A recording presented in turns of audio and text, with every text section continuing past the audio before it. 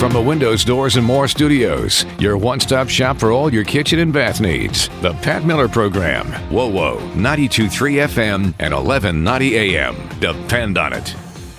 Hi, everybody, and welcome to what we used to call it on Saturday mornings, this Saturday morning think tank. And a couple of things. First of all, the program is no longer on Saturday mornings. And secondly, I'm not sure there's a whole lot of thinking going on here.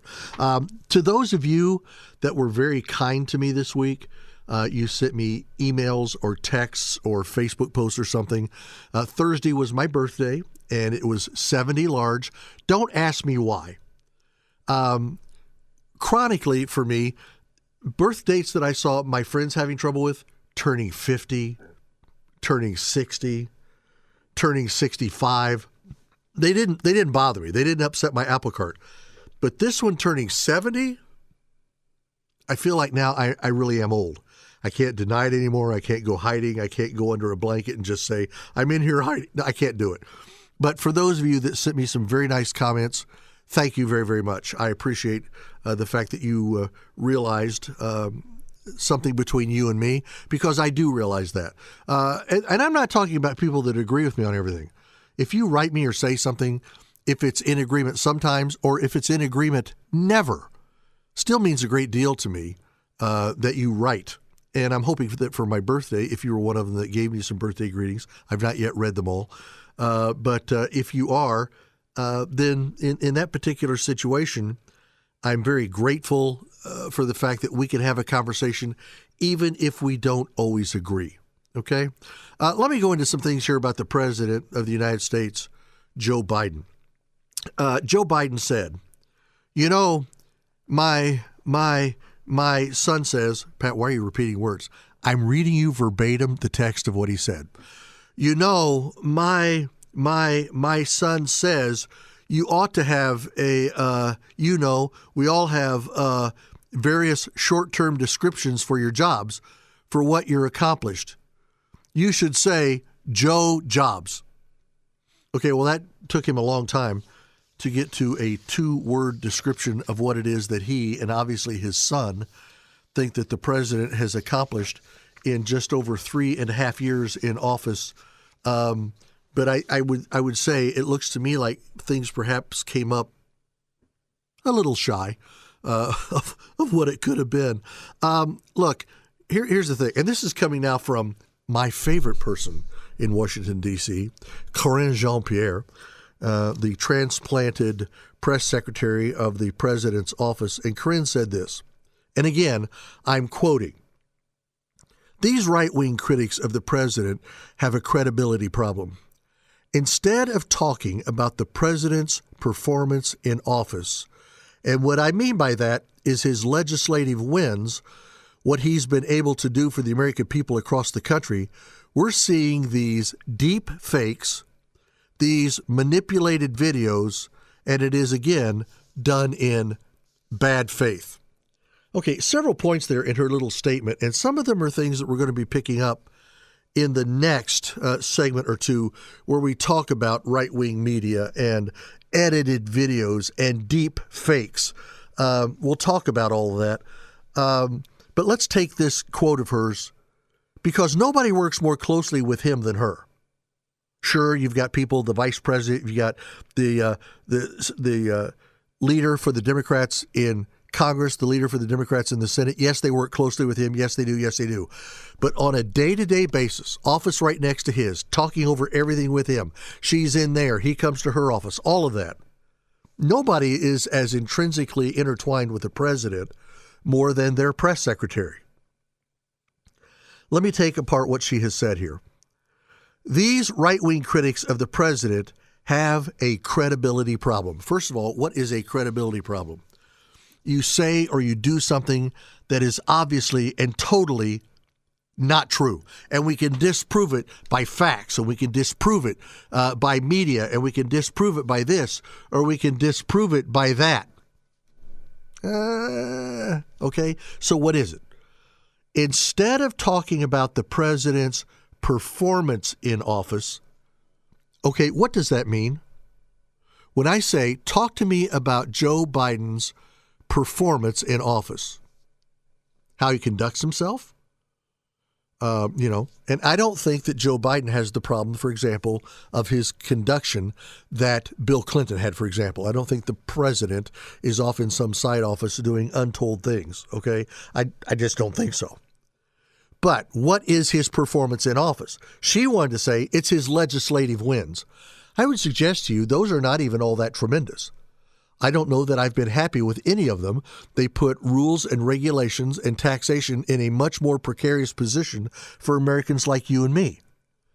But what she's saying by saying that, I'm talking about his legislative wins. So in other words, don't talk to me about his performance like on platforms, his inability to finish sentences, his weird performances in one-on-one interviews. That's not what I'm talking about. Well, why aren't you talking about that?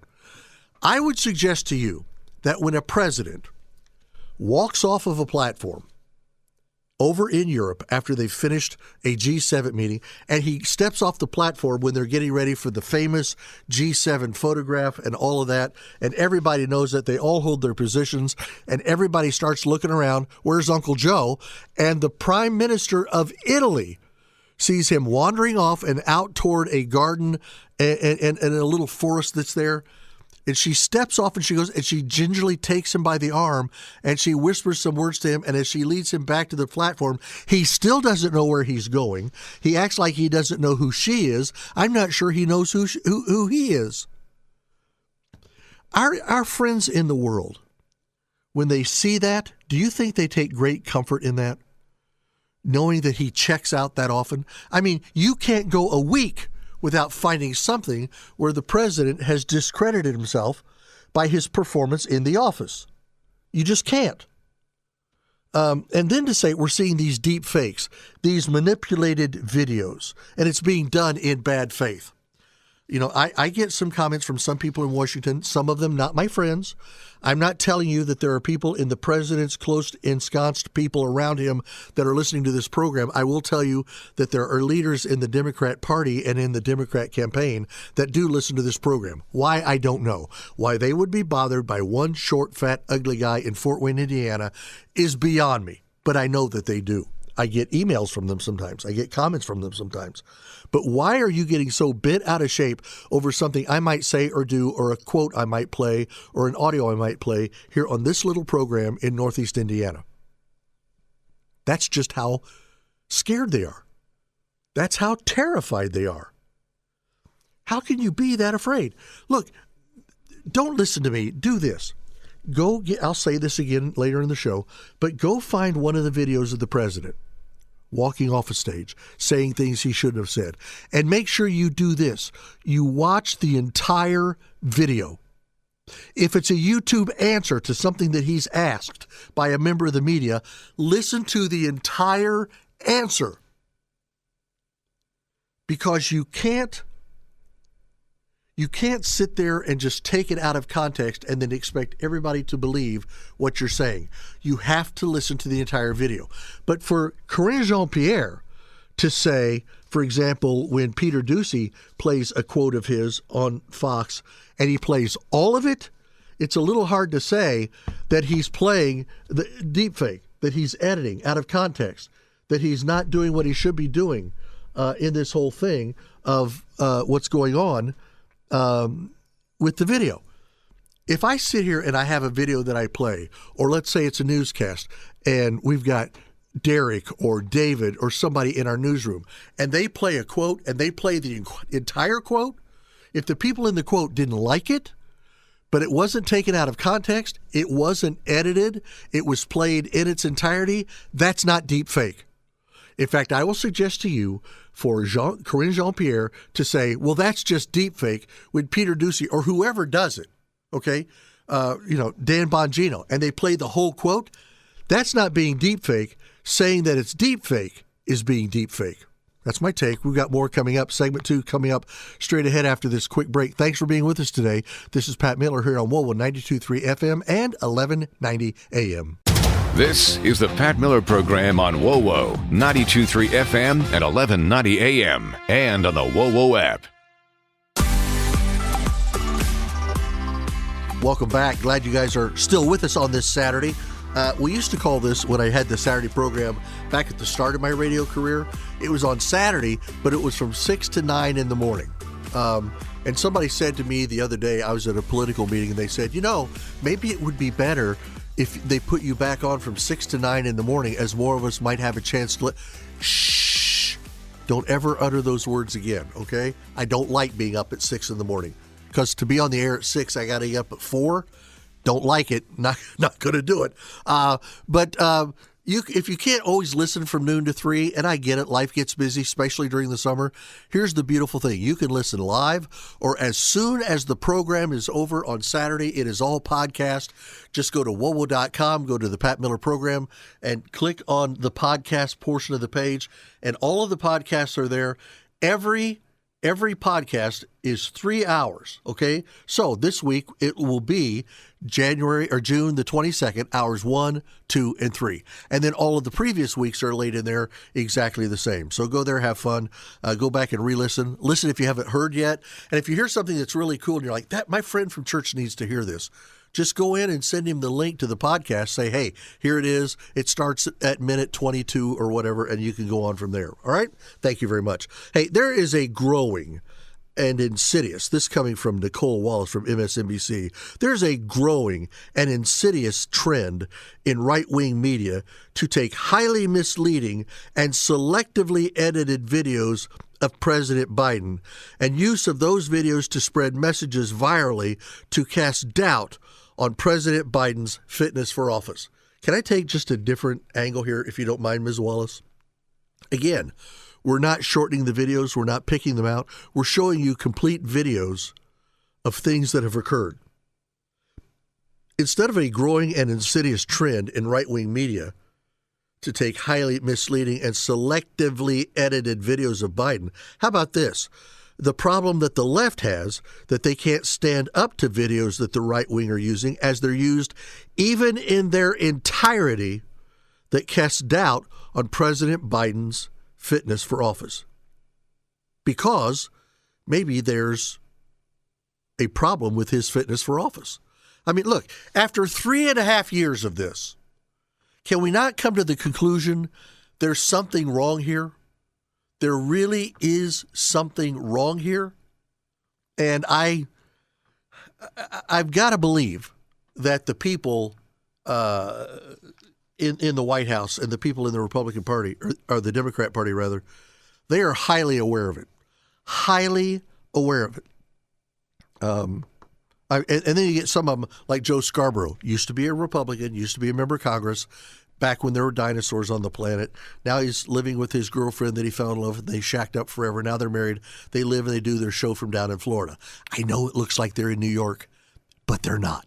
Anyway, Joe Scarborough, regarding the G7 summit, this is the one where the president walked off the end of the platform and would have been wandering through the European forest if they hadn't stopped him.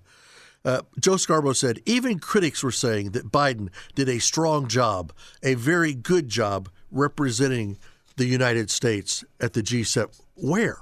Where are you reading that? And when you see him live or you see a recording of him live, where was it incredibly strong? I mean, where was that? Look, the media that decries misinformation is now insisting unedited videos of Joe Biden are edited. Doesn't that sound like misinformation? Are the very people accusing Republicans and right-wing media people like myself, by accusing us, aren't they misleading and aren't they doing misinformation on their own? Look, Biden's White House is trying to redefine deep fake. Deep fake used to mean that you take snippets and you put things together, sometimes even using AI editing to make people say things that not only they said out of context, they didn't say them at all. And what they're doing is the White House is redefining deep fake to mean any video or any audio that shows the president being lost and confused. So if you show him lost and confused, because in reality he's lost and confused, then I think you need to find out where you stand. Just go look at them for yourself. Just go look at them for yourself and take them to mean what you want them to mean. Don't listen to me. Don't listen to me saying, well, when the president did this right here, here's what happened. Just go look at it. Go find it and go look at it. Not hard. Go to Google, go to whatever search engine you use. And Google, in my opinion, is not always the best because they are sometimes often trying to redirect by using Google, which has proven itself very much to be a search engine that is not friendly to the right wing or to the country as a whole. I have stopped using Google. I use Apple. I use Bing. I don't use Google. I will sometimes. I shouldn't say don't. I don't regularly use it. I will sometimes use it if, in fact, there are some things that I want to point out what it is that Google is doing. Then I will go and go to Google. But I don't often do it unless I'm trying to prove something about them.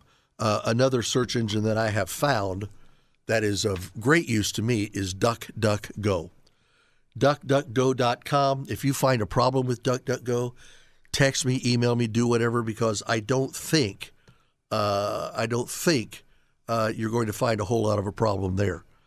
But this thing of unfit, I think, I love Tom Cotton, representative, senator, Republican senator from the state of Arkansas.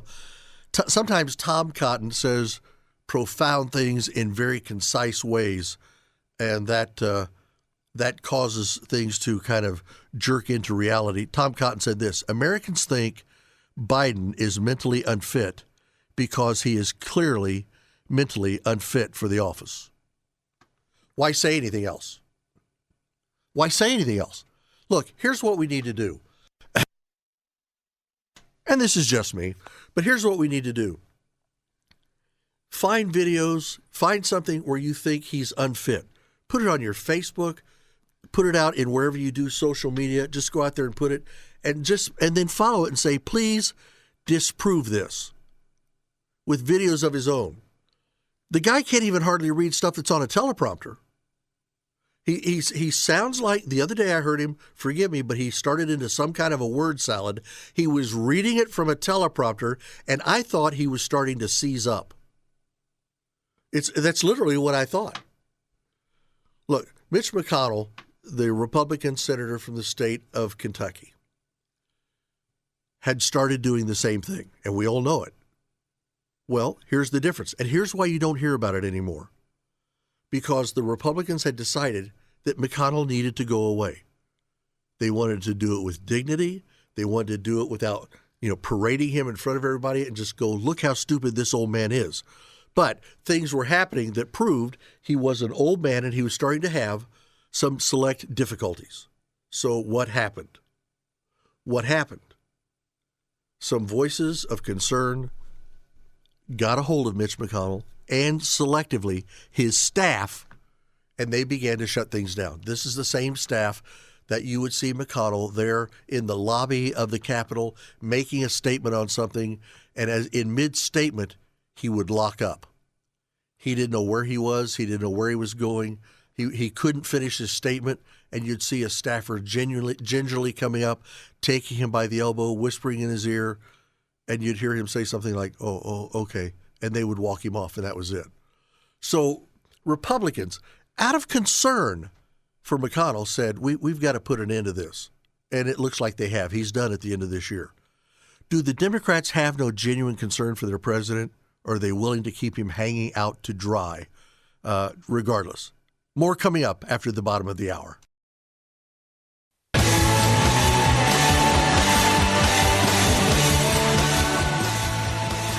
Hey, welcome back. Glad you held on through the break there at the bottom of the hour. We try to keep our breaks as short as possible so we can all just keep talking and spending some time together. This is something else that Joe Biden said. And this is teleprompter material.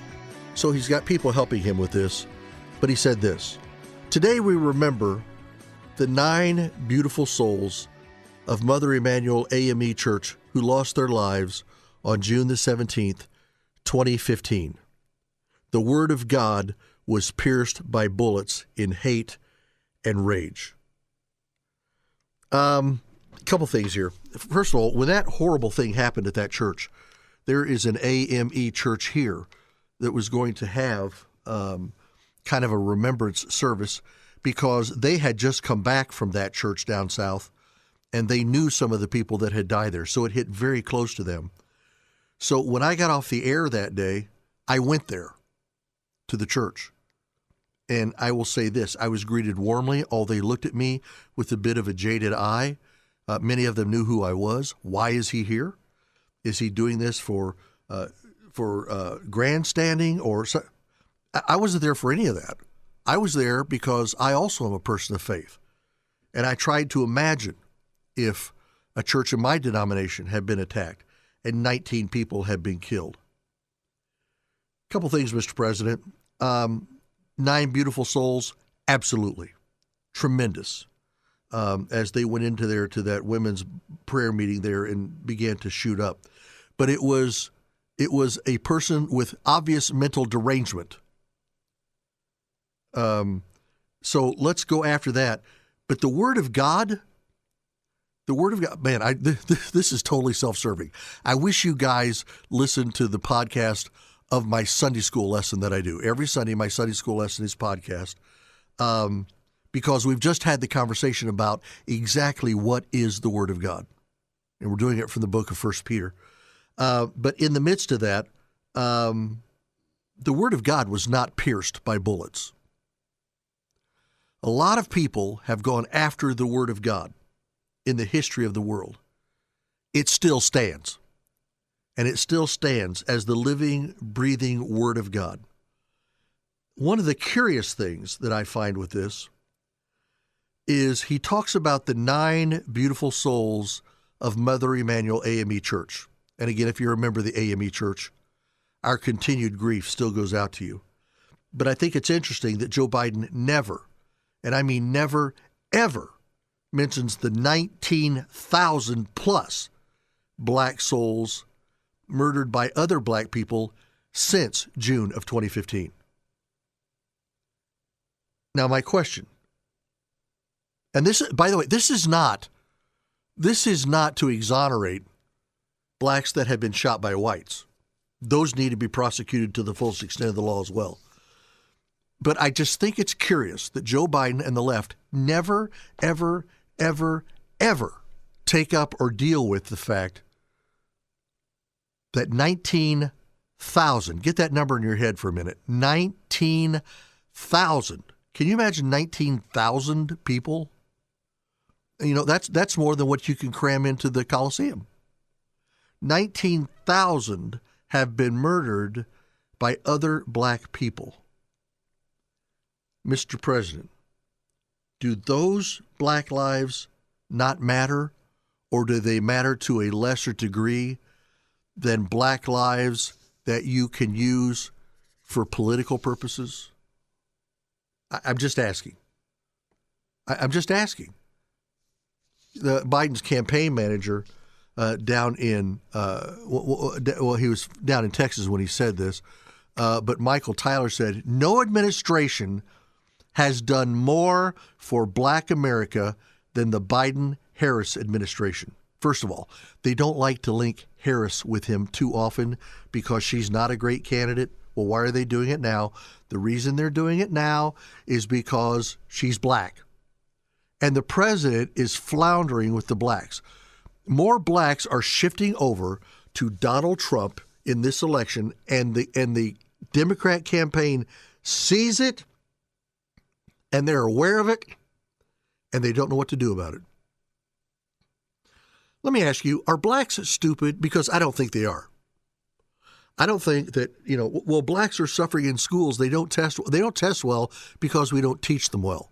But they are not stupid. Blacks are not more stupid than whites. Stupidity and ignorance are not the same thing. Stupidity is you have an inability to know. Ignorance means you don't know.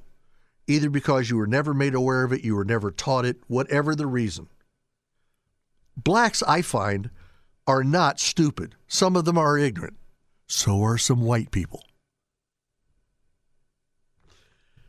But to sit here and say that blacks have had more done for them by the Biden administration and no other administration, including Barack Obama, has done more for the blacks, if that were true, do you think that they're not smart enough to realize that? Hey, our jobs are better. Our incomes are better. The crime against us, even in our own community, is better. Our housing is better. Our education is better. Why would we go anywhere than Biden? Some of them can't wait to go. I mean, they're dying to go somewhere. And the left don't know what to do about it. They just don't know. Chuck Schumer, not to be outdone by anybody when it comes to idiocy and taking things out of context, this MAGA court, and he's talking here about the Supreme Court, is going off the deep end, aligning itself more and more with the most extreme elements of the hard right. Mr. Schumer, do this for me. Just like I say, go get videos of the president and just look for yourself and tell me where they're wrong. Do this, Mr. Schumer. Show where MAGA court is going off the deep end, aligning itself more and more with the most extreme elements of the hard right. And to them, that's anybody that's to the right of Sotomayor. Okay? So if you are anywhere to the right of a hard left justice, that's extreme right. But then let me ask you a question, sir. And Chuck Schumer won't do this, so maybe you and I should, and then send some of our findings to his office on Capitol Hill. When you say that they're aligning themselves with the extreme elements of the hard right, first of all, define extreme element. Well, those are the things that they hold to no matter what. Okay, all right. Here's the question I have for you.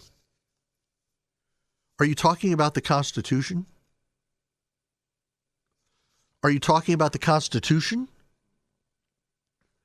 If Joe Biden comes up with something where he aligns himself with the Constitution, hasn't happened often, has happened a couple of times in his administration, I stand right there with him. Right there with him. But this saying, well, you know, the hard right, you know, I'm so sick and tired of hard right, and to be quite candid with you, hard left. I'm tired that if somebody on the left puts out an opinion, we jump on it simply because it came from the left instead of examining it for what it is. Let's take time to examine it for what it is and then come to our decisions regarding that. It's what we would expect of them. So I'm not going to be a defender. Hang on, I'm going to fry some of your heads here. I'm not going to be a defender of the hard right simply because it's hard right. I will defend somebody or something or some policy from the hard right when I see that it finds itself in constitutional true persuasion, biblical true persuasion, or right-thinking true persuasion. And I will extend the exact same thing to those on the left. Am I wrong? Let me know, 46862. Text the word WOWO first, then your question or comment comes right here, or email me, patmiller@wowo.com. Our last segment for this first hour comes up straight ahead here on WOWO 92.3 FM and 1190 AM. This is the Pat Miller Program on WOWO 92.3 FM and 1190 AM and at WOWO.com. Welcome back. Glad you guys are still with us. Coming up in the next hour, Philip Wegman from Real Clear Politics. He'll be with us at the top of the hour, and we will go on from there through the balance of the program. I was just talking to you about the courts and the fact that the people on the left talk about what is wrong with our courts while not being able to say what it is that's wrong with our courts. Where Chuck Schumer said that the Supreme Court is going off the deep end, aligning itself more and more with the most extreme elements of the hard right. Well, Joe Biden came out this week and he said the Supreme Court has never been as out of kilter as it is today. I mean never. Chris Murphy, Democrat, Connecticut. I think there's a crisis on the court. This court is becoming brazenly corrupt and brazenly political. What, just now? Look, let me just say this. Obviously, Chuck Schumer, Joe Biden, and Chris Murphy have the same teleprompter writers, whoever's feeding them, and at least they're consistent in the word that they're putting out. Joe Biden also spoke this week about his son. We know all the goings-on of Hunter Biden. I haven't spent a whole lot of time on that. I mean, here's what he says. I'm extremely proud of my son, Hunter. He's one of the brightest, most decent men I know. Okay. You know, sometimes I'm guilty of this with my own kids. Sometimes when your kids are under fire for whatever reason, you may not always put everything in proper perspective. You might not always view everything as it is because it's your kid. And I get that. Look, I get that. But when you're president of the United States, and to those of you on his staff, I know some of you in D.C. listen, to some of you on his staff, you're not serving him very well. He's going to read whatever you put on the teleprompter, and as long as you keep putting garbage like this on the teleprompter, you're eroding his effectiveness. To say that nobody has ever done more for the black community than Joe Biden. Wrong. Wrong. To say that, well, you know, you're taking all my stuff and you're lying about me. You're using deep fake about me. Wrong. When you take a complete speech of the president and put it online, or you take a complete 3-minute audio cut of the president and you put it online, when you take a complete answer of the president to a question he's asked and you put it online, that's not deep fake. That's not deep fake. Just because we didn't edit it the way you want it edited to put him in a better light, I can't help that. I can't help that. That's the dog you brought to the show. You've got to live with it. And I think that the more that you try to give him cover, the more you're doing a great disservice to him.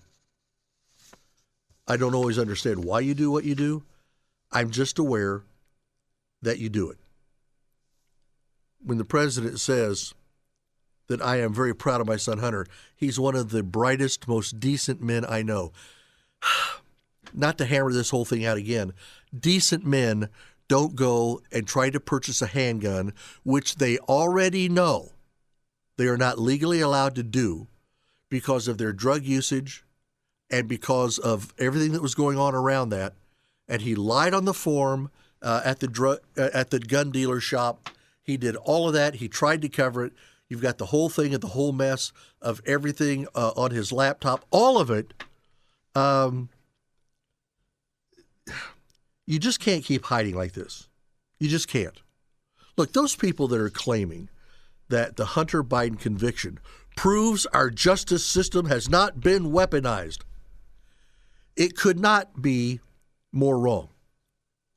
Could not be more wrong. And I'm not necessarily even talking about the conviction that came out. Here's what I'm talking about. His paltry case to trial got there despite a lot of efforts, a lot of them, some successful by the Garland Justice Department, by the way, to scuttle the entire investigation against him and to insulate any complicity by his father, who is Trump's political rival for the presidency. Now, let me just say this, and even some of you are not going to believe what I'm about to say, but I'll just say it. If Donald Trump is guilty for trying to cover up sleeping with a prostitute, a porn star, a long time before he ran for president, because she was threatening to go public with it or whatever, and he passed some money to her to shut up, he is guilty. He is guilty of trying to manipulate the electorate for that election. Really? Well, let me ask you a question. if the president, early in his administration, had his son next to him a lot, hugging him, sitting next to him in the Oval Office, sitting next to him at different political events around the country, sitting with him at fundraisers, his arm around him, giggling and joking and punching him in the arm and all that. And yet, this obvious wrong that he did, because the conviction came, but you delayed it so long. If you delay something 6 or 7 years to even bring it to trial, just to cover up any complicity by Joe Biden, is that also not trying to manipulate the electorate? We can't let the people see this. If the people see this, we can't get reelected. Well, you don't want them to see it. I get that. But did you want them to see it or not see it based on the fact that it's going to come out anyway eventually? Is that what you're trying to hide? On top of all that, on MSNBC, when they were having this discussion, why was it delayed? Why was it delayed? Why was it delayed? Andrew Weissman, MSNBC, which is just, I'm sorry, it is a sad excuse for a news outlet. It really is. MSNBC is nothing but the bastard stepchild of NBC. It's no better, sometimes quite worse. And Andrew Weissman said, you have a president of the United States who is the living embodiment of the rule of law. Yes, that's true. If he's the embodiment of the rule of law under the heading, don't do this, or the negative embodiment of the rule of law. But a pure, honest embodiment of the rule of law? I don't think so. I don't think so. I think you're trying to claim something that's just not there.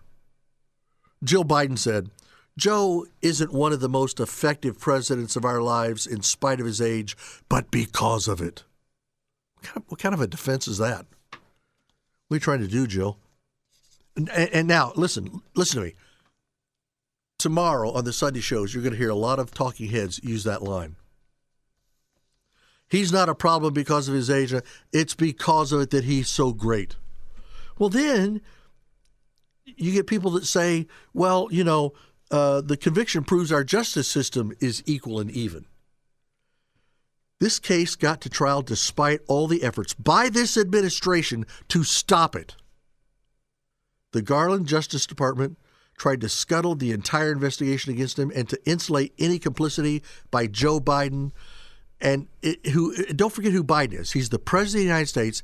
He is also the opponent to Donald Trump in an upcoming presidential election. Is this not a case of trying to shield the American public from all the evidence that they might want to use for their vote, making a decision? I think it's pretty hard to say it's not. We're going to talk more. We've got Philip Wegman from Real Clear Politics. He comes up here right after our break at the top of the hour because we've got Fox News coming up. Philip Wegman just after that, and then we'll pick up our conversation straight ahead on WOWO 92.3 FM, 1190 AM.